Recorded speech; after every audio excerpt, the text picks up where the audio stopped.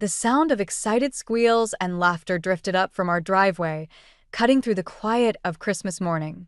I stood at the kitchen window, coffee mug warming my hands, watching my younger sister Tessa jump up and down beside a brand new red Volkswagen Beetle, complete with an enormous silver bow on top.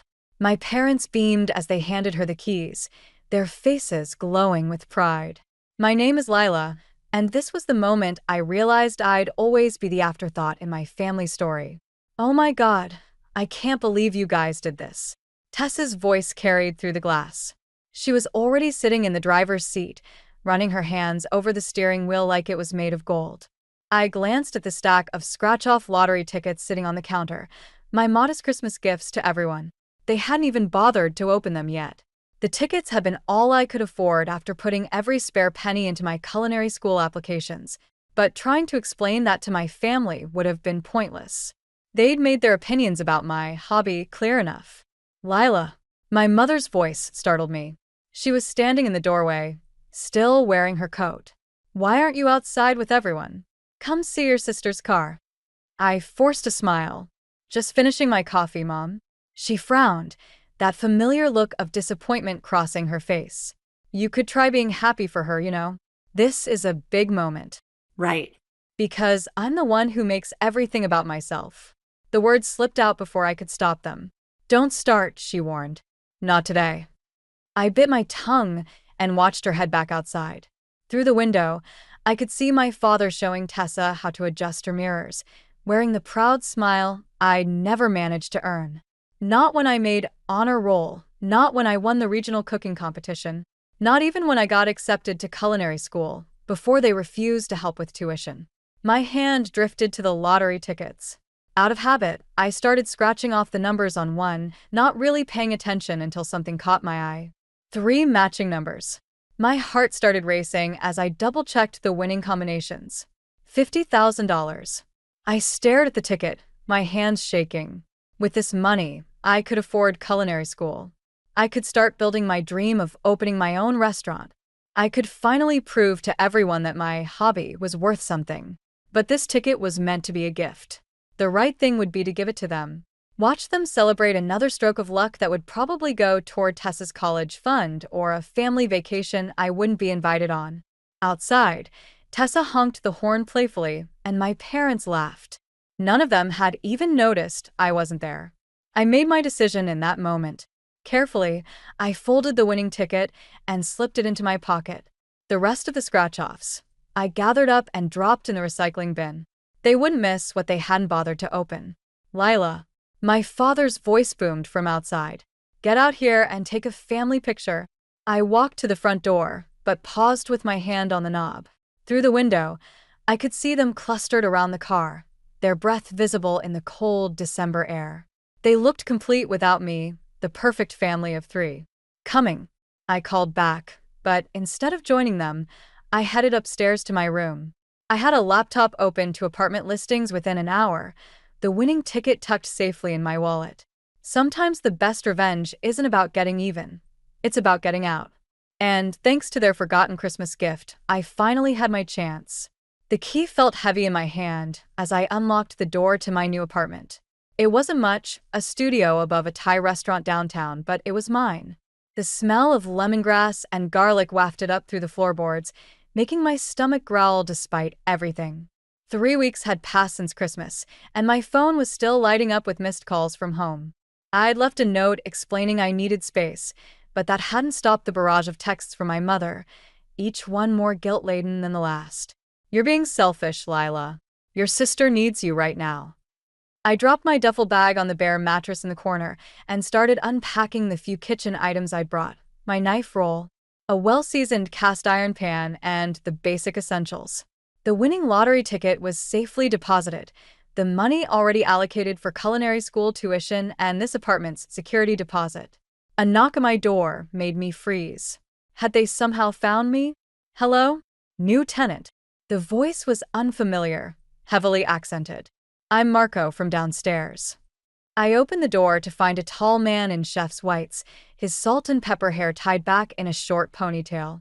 The name on his jacket read, "Executive Chef." "I noticed someone moving in," he said, gesturing to my boxes. Wanted to introduce myself. We try to keep a family atmosphere here. The word family made me wince, but something about his warm smile put me at ease. My eyes caught on the knife roll visible through my open door. You cook? He asked, following my gaze. I try to.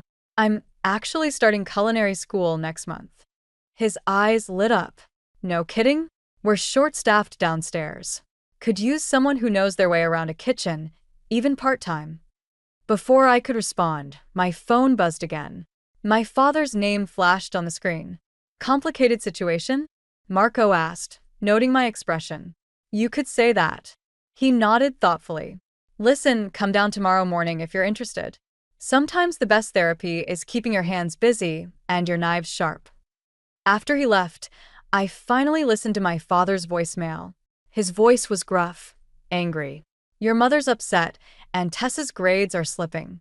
Whatever point you're trying to make, you've made it. Time to grow up and come home. I deleted the message and opened my laptop, pulling up the culinary school website. The first term's tuition was due next week. My finger hovered over the submit payment button when another text came through, this time from Tessa. Mom and Dad are freaking out. Where are you? I'm worried. This one hurt more than the others. Tessa and I might not have been close, but she wasn't responsible for our parents' behavior. Still, I couldn't risk telling her the truth. She'd never been able to keep secrets from our parents. I'm safe, I typed back. Just need some time. The next morning, I found myself in Marco's kitchen, chopping vegetables with more focus than necessary. The rhythmic motion was soothing, familiar. Marco worked beside me, occasionally offering tips on technique. You have good instincts, he said, watching me adjust the heat under a simmering sauce. But you're angry. It shows in your cooking. Is that a bad thing? He shrugged. Depends what you do with it. Anger can fuel passion or destroy it. The difference is in the control. My phone buzzed in my pocket, another text from my mother. I ignored it. The people who hurt us, Marco continued, testing the sauce with a spoon. They don't suffer when we let them consume our thoughts. They don't even know. The only one who suffers is us. I thought about the lottery ticket, about my silent escape. Sometimes they need to learn they can't take people for granted. Perhaps. He handed me the spoon. But make sure your revenge doesn't become your purpose. Taste this. What's missing? I sampled the sauce, considering salt and maybe a touch of acid. He smiled. Exactly. Balance is everything, in cooking and in life. The kitchen door swung open, and a server rushed in. Chef, there's a woman out front asking about Lila. Says she's her mother. My heart stopped. Through the kitchen window, I could see her scanning the dining room, Tessa trailing behind her like a shadow. Marco looked at me questioningly. Back door through the alley, he said quietly. But remember, you can't run forever. Eventually, you have to stand your ground and serve what you've prepared. I nodded, already untying my apron. The real test wasn't in running away. It was in choosing when to stay and fight. 3 months into culinary school, I finally felt like I was finding my rhythm. Between morning classes, afternoon shifts at Marco's restaurant, and late nights planning my own future kitchen, I barely had time to think about my family. That should have been my first warning that everything was about to implode. I was prepping for dinner service when Amelia walked into Marco's kitchen. My old friend from high school cooking club, now a rising star chef at one of the city's top restaurants. She looked exactly as I remembered. Perfectly styled hair, crisp chef's whites, and that smile that never quite reached her eyes. Lila Hawkins, she said, leaning against the prep table. I heard rumors you were working here, but I couldn't believe it. Shouldn't you be running your own place by now? I kept chopping vegetables, maintaining the steady rhythm Marco had taught me. Still learning. Not all of us had parents paying our way through Le Cordon Bleu. Speaking of parents, she pulled out her phone, scrolling through something. I ran into your mom at that charity dinner last week. She seemed worried about you. My knife slipped, nearly catching my finger. You talked to my mother? She mentioned something about you stealing money and running away? Pretty dramatic, even for you. The kitchen suddenly felt too hot, too small. That's not what happened. No. She raised an eyebrow. Because I also heard from some investors, I know that you've been shopping around a business plan for a restaurant. Interesting timing, considering. My hands were shaking now. What do you want, Amelia? Want? I'm just concerned about my old friend. Starting a restaurant takes more than just money, you know. It takes connections, reputation, stability. She emphasized the last word. Would be a shame if potential investors heard rumors about where your startup capital really came from. Before I could respond, Marco's voice boomed from the doorway. Everything okay in here? Amelia's smile turned syrupy sweet. Just catching up with an old friend. Actually, I came to talk business, Chef Marco. My restaurant is hosting a pop-up event next month, featuring promising new talent. We'd love to have Lila participate. Marco looked at me, but I couldn't meet his eyes. I'll let her think about it, he said firmly. Now, if you'll excuse us, we have service to prepare for. After Amelia left, I gripped the edge of the prep table, trying to steady myself.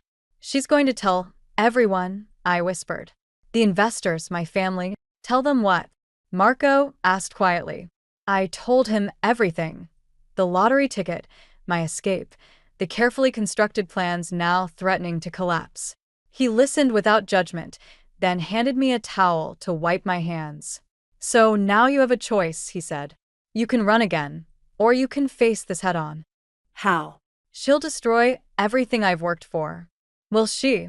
He picked up my knife, testing its edge. Or will she just expose what you've been afraid to face? Sometimes our biggest fears are just shadows, Lila. They disappear when we shine a light on them. My phone buzzed, a text from an unknown number. It was a screenshot of an email, presumably from Amelia to potential investors, detailing concerns about my financial irregularities and family issues. The pop-up event, Marco continued, could be an opportunity.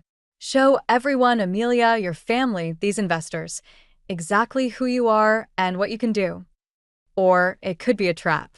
Most likely both. He smiled. But you're not that scared girl from Christmas morning anymore. You've learned more than just cooking techniques in my kitchen. I thought about the past 3 months, the burns, the cuts, the late nights perfecting recipes. Each small victory had built something inside me that went beyond culinary skills. What's that saying you always use? I asked. The hottest fires make the strongest steel? He nodded. And you, my dear, are about to walk through fire. I picked up my knife and resumed chopping, each cut precise and purposeful. Amelia thought she could use my past to destroy my future. But she'd forgotten the most important rule of the kitchen. Timing is everything. And maybe it was finally time to stop running and start fighting back. Tell her I'm in, I said, for the pop-up event. But I'm doing it my way. Marco's smile turned knowing. Now, that sounds like a chef talking. The text from Tessa came at 3 a.m. Can you meet me? Please? Don't tell Mom and Dad. I found her sitting in her Volkswagen Beetle outside Marco's restaurant, her eyes red and swollen.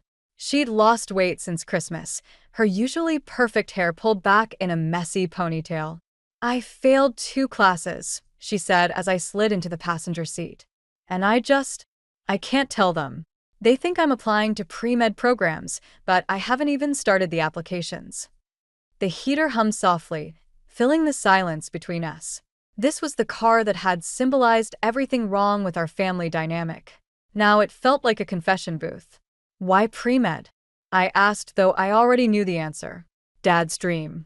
Mom's backup plan. My personal nightmare. She laughed, but it came out more like a sob. How'd you do it, Lila? Just walk away from their expectations. I thought about the lottery ticket hidden in my apartment, about Amelia's threats, about all the lies tangled up in my supposed courage. I'm not sure I'm the best person to ask about making good choices right now. At least you made a choice. She pulled out a crumpled piece of paper from her jacket. I found this in Mom's study. She's been tracking your movements, talking to people around town. She knows about the culinary school. My stomach dropped. Does she know about the money? Not yet. But she's obsessed with figuring out how you're paying for everything. Tessa hesitated. She thinks you're involved in something illegal. Dad's talking about hiring a private investigator. The irony wasn't lost on me. In trying to escape their control, I'd given them even more reason to interfere in my life. There's more, Tessa continued. I overheard Mom talking to Amelia Stone's mother at the country club. They're planning something for that pop-up event, some kind of intervention or confrontation. They want to save you from yourself or whatever. My hands clenched into fists. Of course Amelia would involve our mothers. She knew exactly how to twist the knife. You should tell them the truth, Tessa said quietly. About everything. Like you're telling them the truth about pre-med? She flinched, and I immediately regretted the words. We were both trapped in different versions of the same cage. Maybe, Tessa's voice wavered. Maybe we could help each other? I could come to your pop-up event, run interference with Mom. And you could help me figure out how to tell them about changing my major. To what? Photography. She pulled out her phone, showing me a gallery of stunning food photos. I've been practicing at restaurants around town. That's actually how I found out where you were working. The images were beautiful, playing with light and shadow, capturing the essence of each dish. They were nothing like our mother's rigid, perfectionist approach to everything. These are incredible, Tess. Really? Because sometimes I think I'm just being stupid and selfish, throwing away a real career for something you love? I finished. Yeah, I know that feeling. A car drove past, its headlights sweeping across us. For a moment, I saw us as we really were, two sisters, both running from the same shadows, just in different directions. I have to be at the restaurant in 3 hours, I said. Want to come in? I could teach you some plating techniques, give you something interesting to photograph. She smiled, a real smile, not the perfect one she used for our parents. I'd like that. As we walked into Marco's kitchen, I realized something had shifted. The revenge I'd been seeking wasn't just about proving my parents wrong anymore. It was about breaking a cycle, about creating space for both Tessa and me to become something other than what our parents demanded. But first, I had to survive Amelia's pop-up event. And now, knowing our mothers were involved, the stakes were higher than ever. This wasn't just about my future anymore, it was about Tessa's too. Hey, I said, handing her an apron. Want to learn how to make Mom's favorite dessert? I have some ideas for improving it. Tessa's grin turned mischievous. Now that sounds like a photo opportunity. The pop-up event was 3 days away when everything started falling apart. I was in Marco's kitchen, finalizing my menu, when Tessa burst through the back door, clutching her phone. You need to see this, she said, thrusting the screen at me. It was Amelia's Instagram story. A beautifully plated dish that looked exactly like my signature recipe, the one I'd been developing for months. The caption read, "Sneak peek of our upcoming showcase. Sometimes the best innovations come from unexpected places." My hands trembled as I wiped them on my apron. She's been watching me. Someone's been feeding her information. That's not all. Tessa swiped to another post, a series of photos from a private investor meeting at Amelia's restaurant. In the background of one shot, I could see my mother sitting at the table, her face animated in conversation. The knife I'd been holding clattered against the cutting board. She's working with Mom? I overheard them yesterday. Mom's been telling potential investors about your unstable behavior and questionable finances. They're trying to make sure no one backs your restaurant plans. Marco appeared beside us, his expression grim. The health inspector just called. Someone filed multiple complaints about our kitchen. They're coming tomorrow, right before your big prep day. The timing wasn't a coincidence. Amelia knew exactly how to hurt me, using my own mother as a weapon. The room started spinning, and I gripped the edge of the prep table. I can't do this, I whispered. Maybe they're right. Maybe I'm in over my head. No. Tessa's voice was firm. That's exactly what they want you to think. But look at this. She pulled up her camera roll, showing me photos she'd taken during our late-night cooking sessions. The images were stunning, capturing not just the food, but the passion and creativity behind each dish. This is who you are, Lila. Not their lies, not their manipulation. This. Marco picked up my fallen knife, testing its edge the way he always did when making a point. You know what separates a good chef from a great one? not talent, not even creativity. It's what they do when everything goes wrong. But she stole my recipe. So make a better one. He handed me the knife. Show them who you really are, not who they think you are. I looked at the knife in my hand, remembering all the nights I'd practiced until my cuts were perfect. All the burns and scars earned through determination rather than natural talent. Amelia might have stolen my recipe, but she couldn't steal my passion. Tessa, I said slowly, how good are you at social media marketing? She grinned. Better than Amelia, that's for sure. Good. Because I have an idea. I turned to Marco. Remember that fusion dish we talked about? The one that combines Mom's traditional family recipe with modern techniques. He nodded, a smile spreading across his face. The one that's too risky? Too controversial. Exactly. Amelia wants to play it safe, stick to stolen classics. Let's give them something they can't copy, something that tells our whole story on a plate. I spent the next hours recreating my mother's signature dish, but with each element transformed. The familiar comfort food of my childhood twisted into something new, something that spoke of both tradition and rebellion. Tessa documented every step, her camera capturing the evolution from old to new. When the final plate was ready, even Marco looked impressed. This isn't just food, he said. This is your declaration of independence. Tessa posted the photos with a simple caption. Some recipes are passed down. Others are transformed. Coming soon to at Amelia Stone's showcase event. Within hours, the post went viral in the local food community. Amelia called twice, then texted, "You're making a mistake. Back down now, or everything comes out about the money, about your family, everything." I showed the text to Tessa and Marco, my hands steady for the first time all day. "Let it come out," I said. "I'm done hiding." Marco nodded approvingly. "Now you're cooking with fire."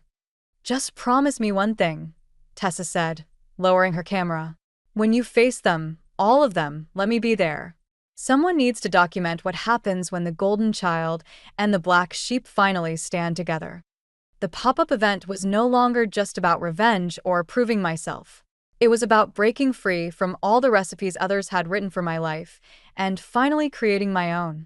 The night of the pop-up event arrived with the subtlety of a kitchen fire. I stood in Amelia's prep kitchen, surrounded by other young chefs, all of us competing for the attention of potential investors. My station had been accidentally placed next to a drafty service door, my burners mysteriously running cold. "Equipment issues?" Amelia's voice dripped with false concern as she passed by. "Such a shame. But then, working with subpar tools builds character, doesn't it?" I kept my eyes on my prep work, trying to ignore how she'd positioned my mother at a prominent table directly in my line of sight. Evelyn Hawkins sat there like a queen at court, wearing her judgmental expression like a crown. 10 minutes to first service, someone called out. My hands shook as I reached for my sauce, only to find the container empty. I'd filled it just minutes ago, had turned my back for only a moment. Looking for something? Amelia held up a familiar container. "Oh, this? Found it by the sink. Looked spoiled, so I tossed it. Health and safety, you know? 3 months of work, gone in an instant." I gripped my knife so hard my knuckles turned white, remembering Marco's words about control under pressure. But this wasn't just pressure. This was calculated destruction. "Lila." Tessa appeared at my station, camera in hand. "Mom's talking to the investors. She's showing them something on her phone." My stomach dropped. Through the service window, I could see my mother gesturing animatedly, the investors' faces growing serious as they looked in my direction. One of them stood up, shaking his head, and walked out. "It's the lottery ticket," Tessa whispered. "They know." The room started spinning. Everything I'd built, every careful step toward independence, was crumbling. Without investors, without my signature sauce, without Chef Hawkins. A voice cut through my panic. "Health Department. We need to discuss some concerning allegations about your food handling practices." Of course. The final nail in the coffin. I looked around the kitchen, at Amelia's triumphant smile, at my mother's satisfied expression, at the other chefs pointedly avoiding eye contact. This was what total defeat felt like. I'm done, I said quietly, untying my apron. They win. No. Tessa grabbed my arm. Remember what you told me about Mom's recipe? About making it your own? So your sauce is gone. Make something better. Something they can't steal or destroy. With what? I have nothing left. You have me. She pulled out her phone, showing me the photos she'd taken of our late-night cooking sessions. And you have this. The last photo stopped me short. It was me in Marco's kitchen, laughing as I experimented with a failed dish that had accidentally turned into something amazing. Something entirely new. Sometimes the best dishes come from disasters. Marco had said that night. I looked at my nearly empty station, at the basic ingredients that remained, at my sister's determined face, at my mother, who was now walking toward us with that familiar expression of disappointment. Lila, she started. This has gone far enough. It's time to. You're right. I cut her off, reaching for my knife. It has gone far enough. Tessa, start filming. What are you doing? Amelia demanded as I began rapidly chopping the few ingredients I had left. I'm cooking, I said, my knife moving with purpose. But not your way, or Mom's way, or anyone else's way. My way. I had 20 minutes until service. No sauce, no investors, no support except for my sister's camera and my own shaking hands. Everything I'd planned was in ruins, but maybe that was the point. Maybe I needed to lose everything I thought. I wanted to find what I actually needed. Last call for plating, someone announced. I looked at my creation. Simple, honest, born from desperation and defiance. It wasn't perfect. It wasn't even what I'd planned, but it was authentically mine. Ready? Tessa asked, her camera focused on my hands. I nodded, picking up the first plate. Through the service window, I could see the remaining investors waiting, my mother among them. This was it, my last chance to prove that sometimes the worst moments can lead to the best creations. Time to serve, I said, pushing through the door. And I hope they're hungry for the truth. The silence in the dining room was deafening as I presented my improvised dish. Through Tessa's camera lens, I watched the investors lean forward, their expressions shifting from skepticism to curiosity. My mother's face remained carefully blank, but her hands betrayed her nervousness, twisting her napkin beneath the table. This isn't what was advertised, one investor said, studying the plate. No, I agreed. It's better. This is what happens when someone tries to sabotage your carefully planned menu. You either give up, or you create something new. I locked eyes with Amelia, who had emerged from the kitchen. Would you like to explain why my original sauce disappeared? Or should we ask my mother about the convenient timing of the health inspector's visit? Lila, my mother warned, but I wasn't finished. You know what's funny? I spent years trying to recreate your recipes, Mom. Trying to earn your approval. But tonight, when everything was taken away, I finally understood something. The best dishes come from hunger. Real hunger, not just for food, but for recognition. For acceptance. The investors were sampling the dish now, their murmurs of appreciation growing louder. Tessa moved around the table, capturing their reactions, the way they gestured to each other with raised eyebrows and nodding heads. This is unexpected, the lead investor said. The fusion of traditional and modern techniques, the balance of flavors. It tells a story. That's because it's my story, I said. Not the one they wanted me to tell, but the real one. About making something from nothing. About turning rejection into fuel. Amelia stepped forward, her composure cracking. You think you're so special? Some scrappy underdog who… No. I cut her off. I think I'm exactly what you're afraid of, someone who doesn't need your approval anymore. Any of you. My father chose that moment to walk in, stopping short at the scene before him. I hadn't seen him since Christmas morning, and his presence sent a jolt through the room. What's going on here? He demanded. Your daughter, the lead investor said, is about to receive an offer of backing for her restaurant concept. That is, if she's interested. The look on my father's face shifted from confusion to something else. Something I'd never seen before. Recognition, maybe. Or regret. The lottery ticket, he said quietly. That's how you did all this, isn't it? The one you gave us for Christmas. The one you never bothered to open. I corrected. Yes. My mother stood up abruptly. You had no right. To what, Mom? To want something different than what you planned? To succeed without your permission? I gestured to Tessa, still filming.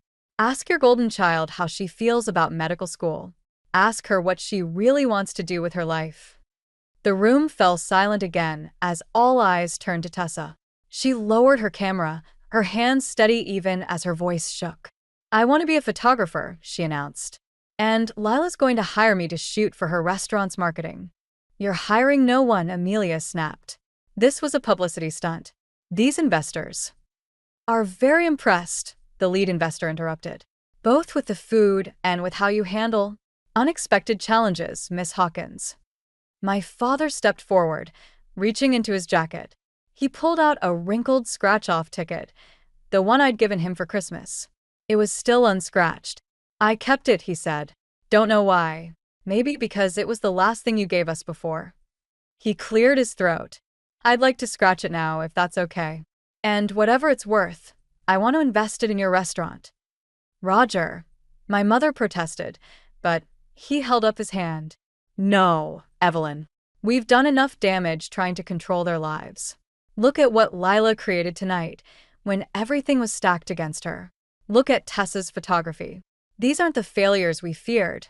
These are artists. The investor smiled, sliding a business card across the table. I believe we have some details to discuss, Miss Hawkins. All of us. I picked up the card, then looked at my father's unscratched ticket. Keep it, I said. Some gifts are worth more unopened. Amelia stormed out, but I barely noticed. I was too busy watching my father's face as he finally saw me, not as a disappointment, but as a chef, as myself. So, I said, turning to the investors, let's talk about opening night. 6 months after the pop-up event, I stood in my own kitchen, watching the dinner service unfold through the pass. The restaurant was packed, as it had been every night since opening. Tessa's photographs lined the walls, artistic shots of our signature dishes alongside candid moments of our family's journey. The door swung open and Marco walked in, carrying a familiar envelope. Special delivery, he said, handing it to me. Found this at my restaurant. The return address was Amelia's. Inside was a single page. I closed my restaurant last week. Turns out success isn't worth much when you build it on other people's recipes. You were right. The hunger has to be your own. I folded the letter, thinking about how revenge had stopped tasting sweet somewhere along the way. Have you seen today's special? I asked Marco, nodding toward a dish waiting at the pass. He smiled, recognizing my mother's signature recipe, reimagined, but with its heart intact. How did she take it? She cried. I admitted, then spent an hour telling me everything I'd done wrong while secretly eating every bite. Through the kitchen window, I could see my family at their regular table. My father was showing Tessa something on her camera, probably discussing her upcoming gallery show. My mother sat straight-backed as always, but her eyes kept drifting to the kitchen with something that looked almost like pride. Chef. One of my line cooks called out, "We have a situation." I turned to find a familiar face at the kitchen door, Amelia, looking smaller somehow, less certain. I'm not here to cause trouble, she said quickly. I wanted to know if you're still hiring prep cooks. The kitchen fell silent, everyone watching for my reaction. 6 months ago, I would have savored this moment of defeat. Now, looking at her, I saw something of myself, that same hunger, just pointed in the wrong direction for too long. Tomorrow morning, 6 a.m., I said. Don't be late. And Amelia? Bring your own recipes this time. She nodded, a flash of relief crossing her face before she hurried out. Marco squeezed my shoulder. You're not the same chef who burned with revenge in my kitchen. No, I agreed. I'm better. Speaking of which, I pulled out the lottery ticket my father had kept unscratched all these months. He'd given it back to me last week, saying some gifts needed to come full circle. Want to do the honors? I offered it to Marco. He shook his head. Some things are worth more unscratched. The mystery of what could have been sometimes teaches us more than knowing. The dinner rush was picking up, tickets streaming in. I tucked the ticket into my chef's coat, where it settled next to my heart like a reminder of how far I'd come. Lila, Tessa called from the dining room. Mom's critiquing your plating again. I laughed, reaching for my knife. Tell her if she wants to reorganize my garnishes, she'll have to put on an apron and do it herself. To my surprise, moments later, my mother appeared in the kitchen doorway, already rolling up her sleeves. Well, she said, are you going to show me how this new version of my recipe works or not? I handed her an apron, watching as she tied it with practiced movements that mirrored my own. Some wounds heal slowly, I realized, but they do heal, especially when seasoned with time and truth and just a pinch of forgiveness. Okay, Mom, I said, making space in my station. Let me show you how hunger makes everything taste better. The kitchen hummed around us, a symphony of sizzling pans and clicking plates and calling tickets. My restaurant, my rules, my family, both the one I was born into and the one I'd built. Not perfect, but perfectly mine. And somewhere in my chef's coat, an unscratched ticket reminded me that sometimes the best revenge isn't serving a cold dish, it's inviting your enemies to a warm table and teaching them how to cook for themselves.